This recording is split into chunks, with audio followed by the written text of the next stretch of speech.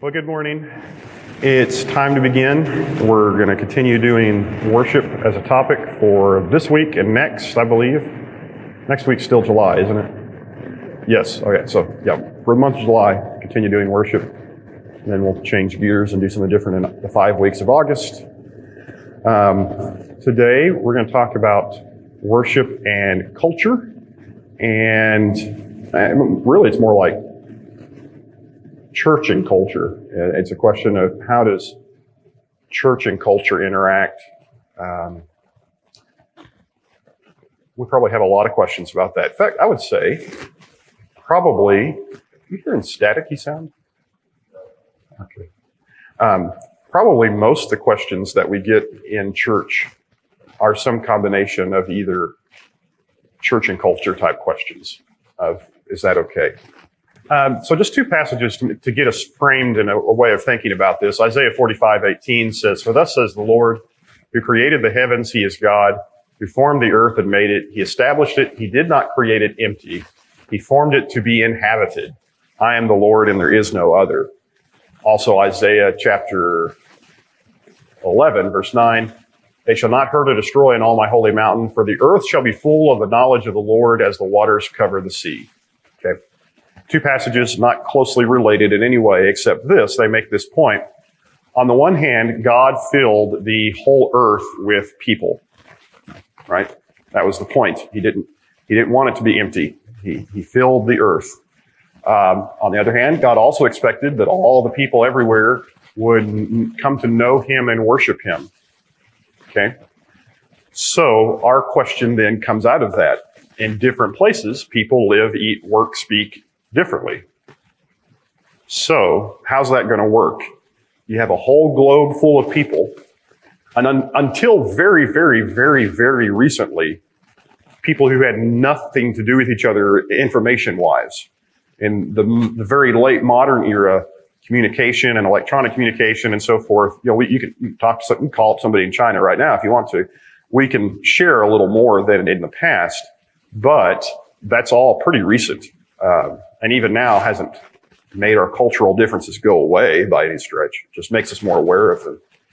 How can all people across the globe that are so vastly different, and God put them there, know the same God in some way? So the question today is, in what way should culture influence or not influence the church's worship and the church and so forth? Because we have a culture too, right? We always notice everybody else's culture because it's weird and different than ours. But we have a culture. We just don't know it. It's like the air we breathe. It's just there. It's the way you do things. That's your culture. Okay. So the word for this in technical literature is contextualization. Because we need a $10 word this morning, right? Contextualization. And what that just means is, how do we view culture? And how does Christianity connect to whatever culture we encounter?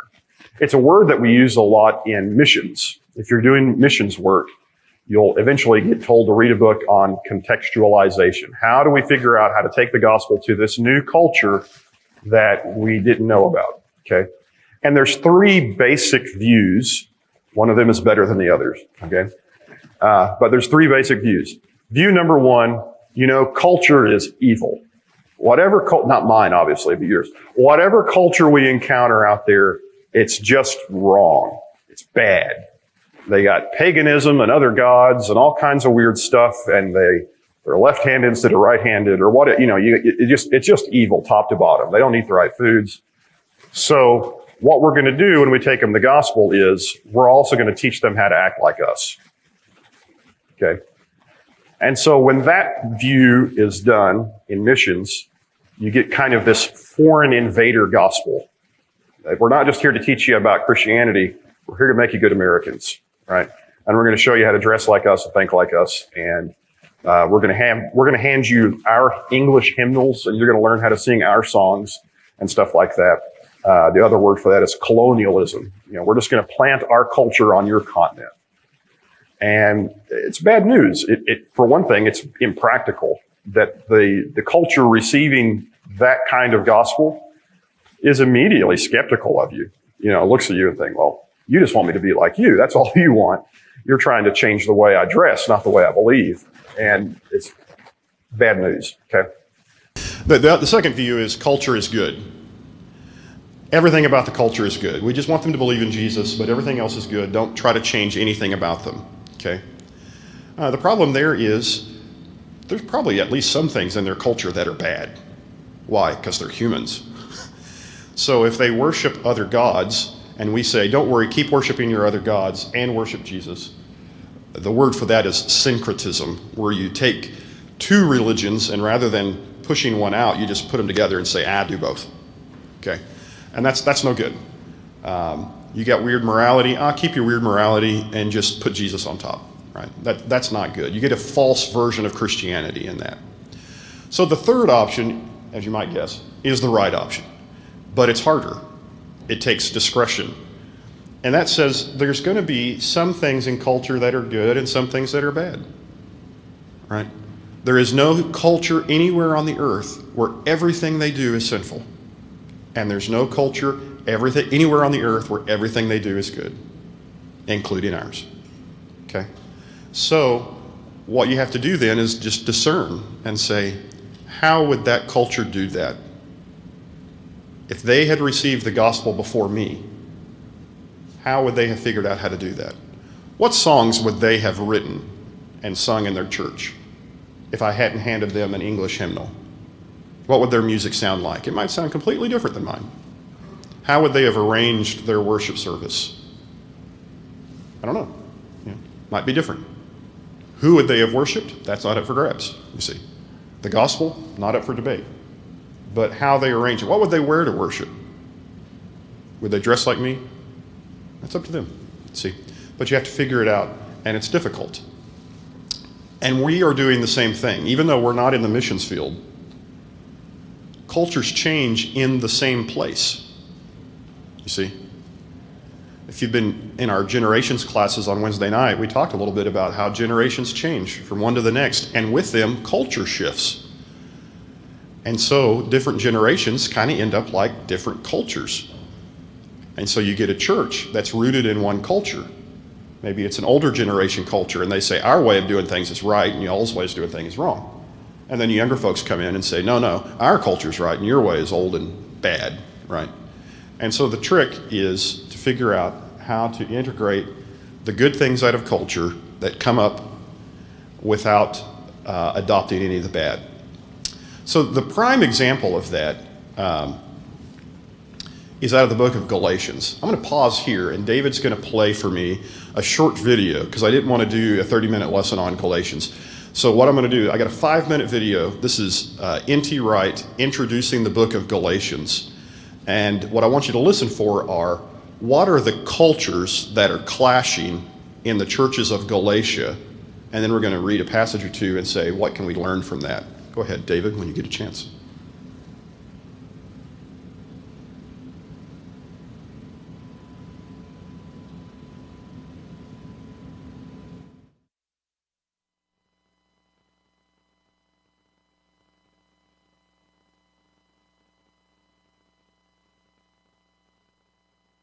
Galatians was written after Paul's first missionary journey to the churches in South Galatia.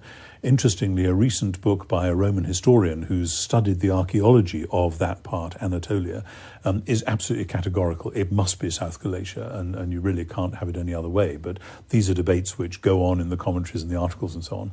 And if that is so, then the situation goes like this. Paul makes that first missionary journey, Acts 13 and 14, through the cities of Lystra, Iconium, Derbe, and of course Pisidian Antioch itself. The geography and the naming of different regions is really quite tricky, like when in Scotland we talk about the borders or the lowlands or whatever, and these don't exactly fit with the different county names and regional jurisdictions. In the same way, if you look at a map of ancient Turkey, it's a mare's nest of names going this way and that. But basically, South Galatia, those cities that Paul visits in Acts 13 and 14, and then after that, Paul is back home in Antioch, And it's at that point that then he is enjoying fellowship with Jews and Gentiles in Antioch. And then Peter comes and joins in with that and doesn't worry, because after all, Peter's had his experience in Acts 10 and 11 in the house of Cornelius.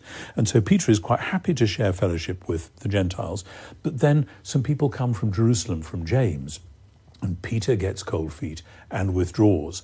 And then, according to this reading, Paul hears that similar people have gone to the churches in South Galatia and have said, no, actually, you're getting it all wrong. Paul's only given you half of the message. Yes, he's told you about Jesus, and that's wonderful. You've experienced this spiritual awakening, but actually you need to become part of the true family, the family of Abraham, the ancient people of God. And for that, of course, you need to get circumcised. And that, I believe, is the historical situation, because this is then before the Jerusalem conference. And perhaps Paul, even on his way to Jerusalem to hammer this one out in public with the other apostles, he dashes off this letter to say, don't do it, don't go there, that's a false trail. You'll give up everything that you've gained if you go that way.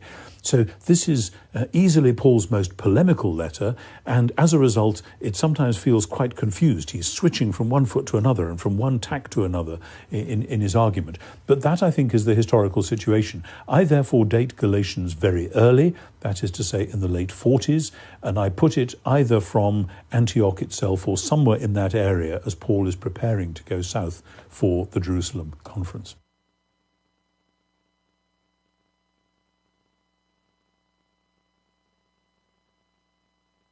That whole area of central and southwestern Turkey, we know from archaeology, was a major center at this period of the imperial cult, the new Roman religion, worshipping the goddess Roma itself and worshipping the empire, the emperor, the emperor's family. New temples to the emperor were springing up. Great games and festivities were organized, which would involve ritual adoration of or allegiance to the emperor, worshipping him as a god or whatever. Now, interestingly, the Jews were exempt from this because the Romans had found a century or so earlier that the Jews are a pretty recalcitrant lot, and that you could try to force them to worship pagan gods, but they would cheerfully roll over and bare their necks and say, well, you just have to kill us in that case. And they meant it.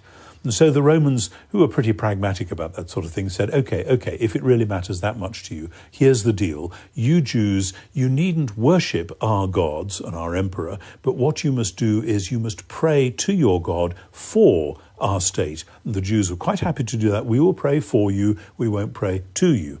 So that was the deal. And sometimes that's summarized with the phrase religio licita, permitted religion. Now, all very well, until along come these people who believe in Jesus as the Jewish Messiah and say, well, we are the true Jews, we're the real sort of Jews now, so we're not going to worship the Roman emperor either. Big trouble, because the Roman authorities are going to scratch their heads and say, so now you don't have to be a Jew. You're claiming this permission even though you haven't got that ethnic badge. And then it's big trouble for the local Jewish communities, who will then put pressure on the Jewish Christians. Now, this is all supposition, but actually it works extremely well in terms of the social pressure that we can imagine, the political, this is what it feels like on the street. There are people saying, hey, you're letting the side out. We're going to get in trouble. Watch out. Who do those people think they are? And so the missionaries, the emissaries, the people who've come probably from Jerusalem to Galatia are saying, look, for goodness sake, you lot get circumcised, and then you'll all be bona fide proper Jews, and then there won't be any more trouble, will there? And so that is the point at which Paul sees red and says, no, this really won't do.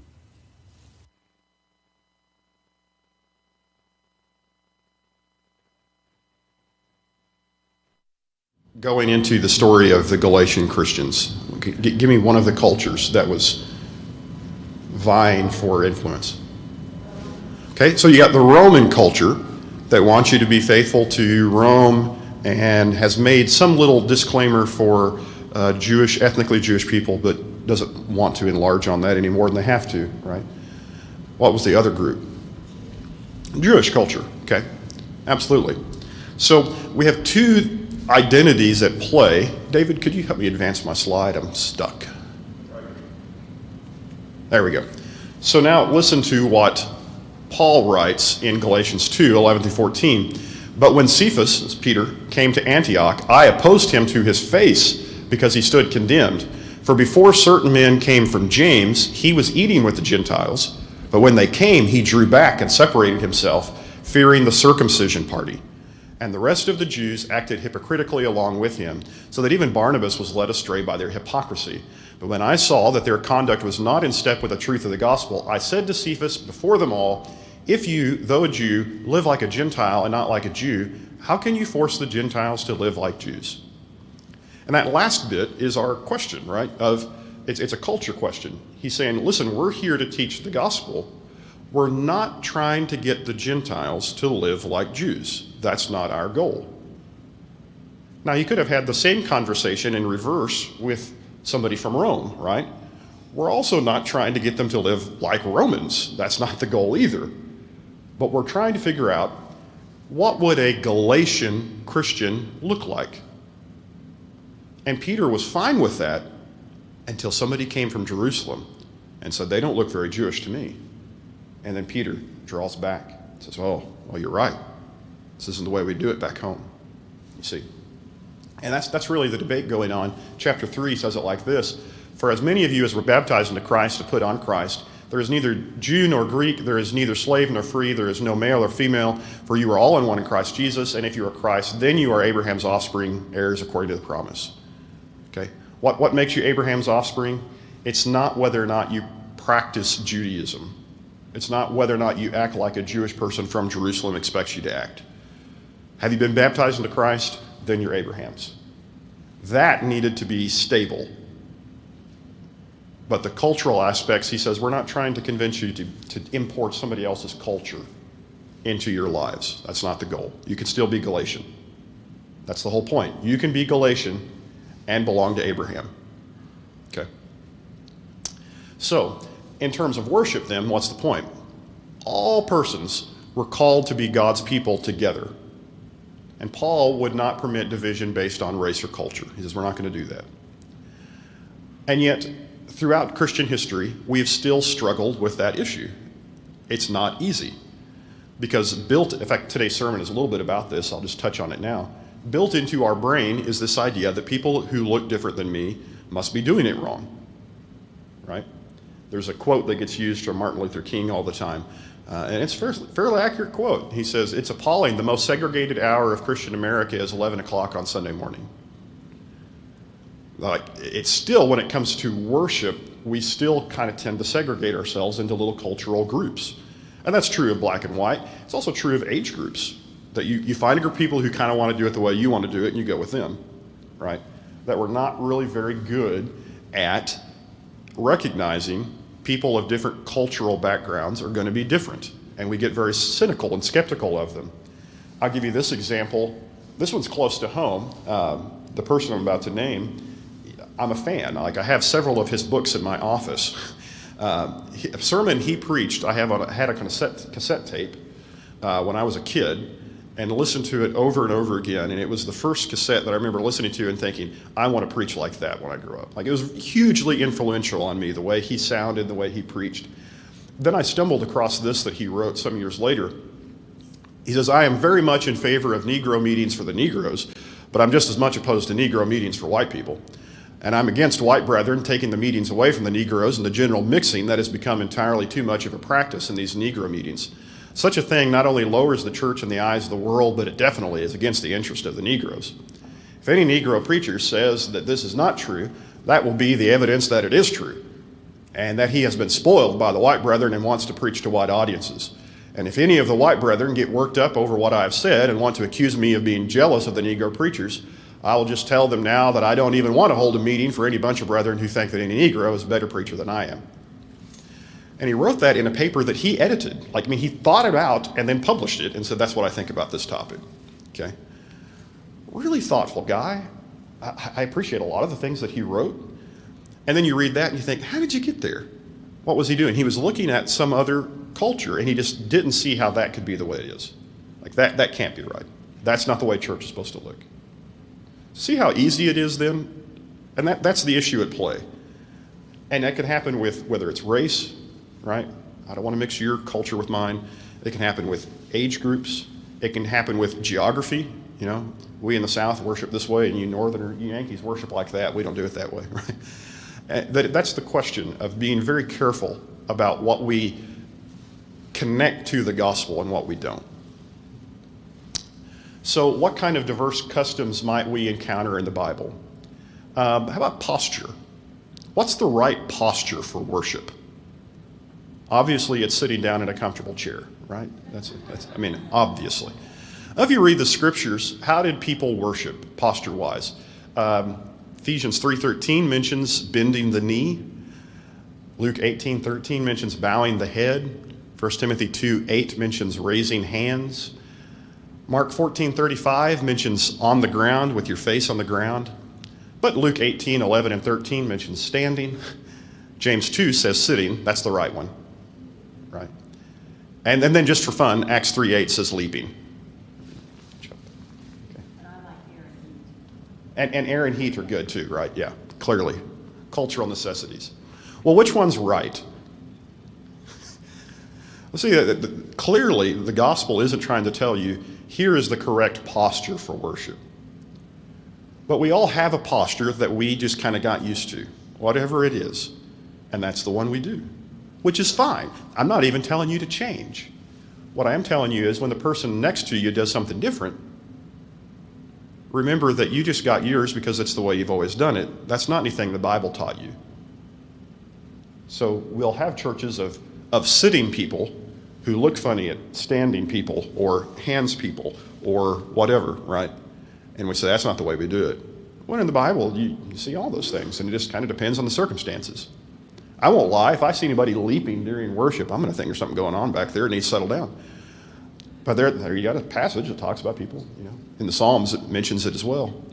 But culturally, some people are going to be more active with their bodies when they worship, whereas we tend to be a little more calm and sedate. Okay? Those are just cultural aspects and not something to get real bothered by. What about more like national or ethnic cultures? The apostles in the book of Acts, we mentioned in a previous lesson, engaged in temple prayers, Sabbath and reading, attendance at a synagogue, Jewish rituals. Okay? Why? Well, because they were among Jewish people. So Christianity looked really Jewish. I mean, and one of the guys in those passages is Paul. The same guy who's going to say in Galatians, we're not trying to convince people to be Jewish. But when he was around Jewish people, what did Christianity look like? It looked very Jewish. Okay? But when he was in Galatia, did it look very Jewish? No, it didn't. When he was in Rome, it didn't look very Galatian. It looked Roman, you see. So Paul was good at something we're very bad at. And that's recognizing different groups of people are going to practice some of the details of Christianity differently based on where they're from. And so he even says this in 2 Corinthians, I became all things to all people, that by all means I may win some. Rather than telling them you need to act like I act, he went into new places and says, I'm going to act like you act and try to show you how to be a Christian in that culture and how to worship the way you worship. So for towns that had a synagogue, it was real easy for Paul to go in and say, well, this is a synagogue. I can imagine what a worship service looks like in a synagogue, you see. But when he went to strange new places in Greece, it got harder to figure out, well, now what? Baptism. I strongly believe in baptism. I have to say that first, because otherwise, somebody hears something else. I strongly believe in baptism, okay? But just for what it's worth, our baptisms don't look like what an ancient baptism probably looked like. For one thing, we had a guy baptized in a castle on Sunday. I mean, that was definitely different. Right? But beside that, in the first century, a lot of times, they didn't have constructed baptistries by any stretch, so you went down to the river. And then in the second and third centuries, when they start building what we'd call baptistries, they're kind of just holes in the ground. And you go down in it and they push you down, and you come back up.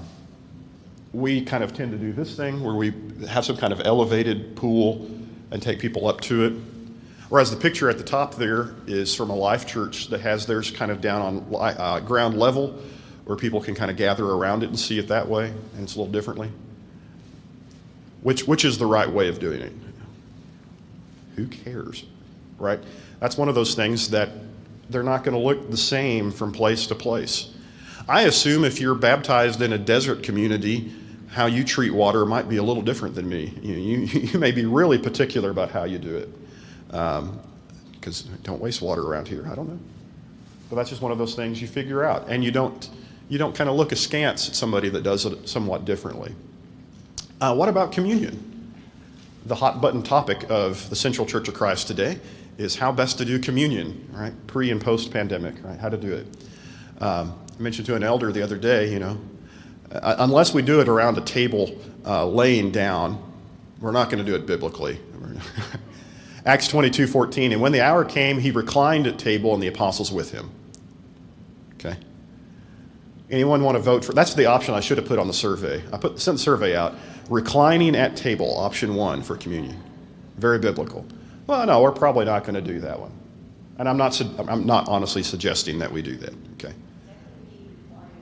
Recliners. Get too comfortable. Napping becomes the culture of worship, I think, and we don't want that. Okay. So how people take communion has changed a lot through the centuries. Like communion, you can find communion in some form in every era of Christian history, but it looks different in each one. Early communion seems to be around a table, reclining. Medieval communion is high theater and mass. 1893, there was a doctor named Reverend J.G. Thomas who said, I don't think this one cup thing we've got is very sanitary. And so he invented individual communion cups. And you know what people said? That's ridiculous. That's a new innovation, and we're not going to do it that way. Until the Spanish flu of 1919, and then people decided, you know what would be a great idea? Individual communion cups.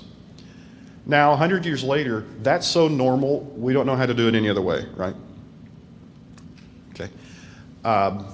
So it goes. I sent out an email last week and asked a question. What would help you to worship in communion the best? Okay. About 10% of the congregation responded. That's about all I expected. Out of 10%, 1/3 said, do what we're doing right now. 1/3 said, do it the way we used to do it. And 1/3 said, I don't care, but thanks for asking. You're useless. That is terrible, unhelpful information, right? You couldn't be any more divided on what to do. And it turns out, again, there's not a right answer. We're going to pick one, we're going to do it. My personal preference, the people that said I don't have a preference were probably right. I mean, it's fine to have an opinion, but ultimately, it's fine to have an opinion. I hope on the big picture, we're like, just have communion, right? I hope that's our attitude overall. But we'll figure it out, right? We'll do what we're doing for a while longer and wait and see. And maybe door number 3 will open that we hadn't even thought of yet. Or we have a communion catapult and we're flinging it. I don't know. Something John's going to invent it. He's getting on it right now. But the point is, it may look different 10 years from now than it does now, just like it looks different now than it did a year from now, a year before.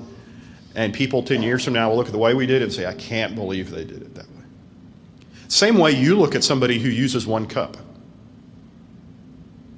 I mean, right now, if that were a suggestion, if I said, we're going to pass 1 cup for communion, anybody want to sign up for that one? Probably a lot of people on the front row. I'm telling you, that's how every Christian in America did it for like centuries, preceding the Spanish pandemic, right? Spanish flu. And they would have thought we're strange to do it the other way. So again, cultures changes, things shift, and you have to somehow be able to look at your worship and say, which of these things are the things that the gospel talks about, and which are the things we did because we happened to do it that way. And that's tough. Greetings is another fun one. In the era of pandemic, Romans 16:16 takes on all new meaning, right? Greet one another with a holy kiss. No. Right? I don't want to. I didn't even want to shake your hand a year ago. Never mind kissing anybody. I made this comment one time at the church at Glenpool. I said, I was making the point that there are passages of Scripture we take more seriously than others. That's all I was trying to say. And I said, I've been here however many years. I've never got a holy kiss from anybody. And at the back, sure enough, I'm shaking hands like good Christians. And little old lady comes up, pecks me on the cheek and said, there you go. I turned it red. I thought, I can't believe, right? So that's the only holy kiss I've ever received. Little old lady came up, pecked me on the cheek. Okay. We practice greeting. That's a super cultural thing. Like if you saw another Christian and refused to acknowledge them, I would say that's wrong. The Bibles teach that Christians greet one another. But if you said, well, unless we're kissing, we're not doing it right, I'd say I think maybe you missed the point on that one. Culturally speaking, that was the way they greeted. We do it differently. And then last year we did it very differently. We waved from a distance, 6 feet away. Right? So Colossians 14:26, no, that's not right. It's Romans chapter 12, verse 2. I don't know why that says 1 Corinthians and why I said Colossians. I'm just all over the place. Romans chapter 12, verse 2 says, do not be conformed to this world, but be transformed by the renewal of your mind, and by testing you may discern what is the will of God, what is good and acceptable and perfect. Okay? So the command is, don't just mindlessly adopt the way the world does things. But then listen to the second half of that. That doesn't mean ignore the way the world does things. We'll get this once in a while. Somebody will say, well, that's the way the world does it, as if that makes it automatically bad. Your atheist neighbor has a roof on his house. Are you going to take the roof off your house because that's the way the world does it? I mean, that's silly. I mean, there's some things we do the same, and it doesn't make any difference whether you're a Christian or an atheist. Everybody mows their yard the same, right? There's some things that are just, that's the way they are. That's not a problem. What Paul is saying is, don't just assume that when you see something in the world, we should just take that and do it. Instead, he says, test and discern. Is this a practice that would fit in with the goals of Christianity? And those goals for worship were last week's lesson. Does it glorify God? Does it build up other Christians? Does it proclaim the gospel to outsiders, or at least not prevent them from coming to the gospel? Those three rules is what we take to every cultural practice. So, for example, again, the hot button topic of Central Church of Christ is how to do communion. If we do communion tables, does that glorify God? It can. Does it build up Christians? It can. Does it get in the way of non-Christians? Not particularly. If we pass trays, does that glorify God? It can. Does it build up Christians? It can. Does it get in the way of non-Christians? Not particularly. Both of those pass the test of bare minimum, what do you do in worship? Both of them work. And probably so do 30 other options that I hadn't thought of. So now we're just deciding between cultural nuance, which one happens to be the one we picked here. And there's not really a set of guidelines for that. Neither is being conformed to the world either. Okay. But it is important to listen to the world, to test and discern, and say, is that going to be useful to the gospel or not? Because not everything is. So it was understood that individuals would bring, I put the wrong verse there too. Anyway, there's the verse. I switched those two verses. This is 1 Corinthians 14. I'm having a great day today. Anyway, let me just get to the end here. That's the big point. The key is to acknowledge the human element of our worship without letting it become the focus of our worship. Okay? We have the same issue in Bible translation, right? I want it to sound like English, but I still want it to come from God. How do I do that? Well, you kind of figure that out. And over time, even those phrases will change in how they make sense. Okay? So that is the constant decision then in our worship and in Christianity generally, is every few years, some new influence from the world takes its place in the church. And our job is not to build a wall around the church and say no, And our job is not to export our version that we've already got to somebody else. Our job is to look at it and say, is this going to help Christianity or not? And accept the fact that it might be different. I'll tell you one more story and then I'll wrap up. I knew a church, had a very, very old elder, okay? The kind that kind of had trouble getting around the auditorium. And he was a bit of a traditionalist, as you might guess. And one day in their worship service, a couple of fellows came in, and during one of the songs and prayers, instead of sitting in their pew like, good Church of Christ kids are supposed to, they got down on their knees. They had been raised Catholic. They got down on their knees like this.